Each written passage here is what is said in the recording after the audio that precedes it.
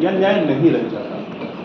हमें प्यास अभी लगी है और पानी पीने को हमें तब मिले जब हमें प्यास लगी ही ना जाए, तो उसका मतलब नहीं। का वर्षा जब कृषि सुखाए, अर्थात हमको जब जिसकी चीज़ की ज़रूरत है उस समय अगर वो मिल रही है तब उसका मतलब रह गया, अदरवाइज उसका कोई मतलब नहीं रहता।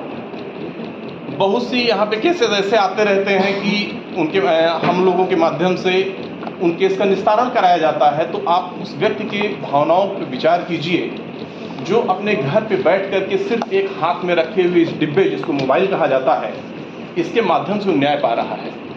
वो अपने जिला कचहरी पे दौड़ने से वहाँ पे पहुँच करके डेट पे डेट होने, ये जो कहावत है ना, डेट पे डेट पे डेट पे डेट, इससे बचता है। और जब वो न्याय पाता है तो उसे कितनी खुशी मिलती होगी। ये सत्य है कि जो बड़े मुकदमे होते हैं उसे हम यहाँ से निस्तारित नहीं कर सकते, लेकिन किसी भी चीज़ का निस्तारण तब होता है जब उसका सही मार्गदर्शन कराया जाए। बड़े मुद्दों को निस्तारित करवाने के लिए उसका मार्गदर्शन हम यहीं बैठ करके करते हैं, इसी मोबाइल फ़ोन के माध्यम से करते हैं। और इसमें सबसे बड़ी भूमिका हमारी नहीं या स्टेट हेड सर की नहीं होती, सबसे बड़ी भूमिका है हमारे वीएलईज भाइयों की, क्योंकि शुरुआत वहीं से है। अगर आप उन तक अपनी ईमानदारी से और उन तक सही चीज़ों को आप कॉपरेटली उनको समझा बुझा करके, क्योंकि देखिए भैया, सीधी सी बात है कि जो पढ़े लिखे लोग हैं, जो राजधानी में या जो एक ऐसे शहर में रह रहे हैं या ऐसे ग्रामीण प्रदेश में रह रहे हैं जहाँ पे सारी चीज़ें सुलभ हैं, जो कि ज़्यादातर हम कह रहे हैं 90% सुलभ हैं, लेकिन 10% आज भी ऐसी आबादी है इस पूरे देश में, इस प्रदेश में, जहाँ पे आज भी कुएं से पानी निकाला जाता है और जहाँ आज भी लालटेन में मिट्टी का तेल डाल करके दिया जलाया जाता है और रोशनी की जाती है। वहाँ पे मोबाइल का नेटवर्क नहीं है।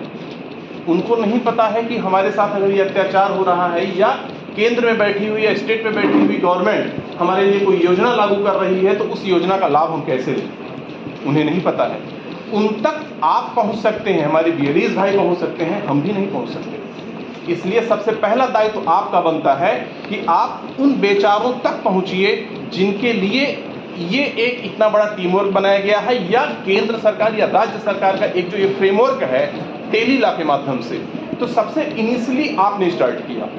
हम बहुत अच्छे कुक हैं, लेकिन हमारे पास बनाने का साधन ही नहीं है, तो हम करेंगे क्या? तो इसलिए भाइयों, आप अपनी जिम्मेदारी को समझिए। जब आप वहाँ से हमको देंगे कोई चीज़, और बात आती है फिर वही कि इकोनॉमी यानी कि धन लाभ, उसकी कोई ज़रूरत नहीं है। जो गवर्नमेंट दे रही है वो पर्याप्त दे रही है, और जो पर्याप्त है, जो प्राप्त है, वही पर्याप्त है। उसी में खुश रहिए, अतिरिक्त लेने की कोशिश मत कीजिए, ताकि जिसको न्याय मिल रहा है उसे ये लगे कि हाँ, ये वाकई सिर्फ ये एक जुमला नहीं है निःशुल्क, ये वाकई निःशुल्क है। हम लोग कॉल्स अटेंड करते हैं, हकीकत ये है कि 60% केसेस उसमें फेक आती है।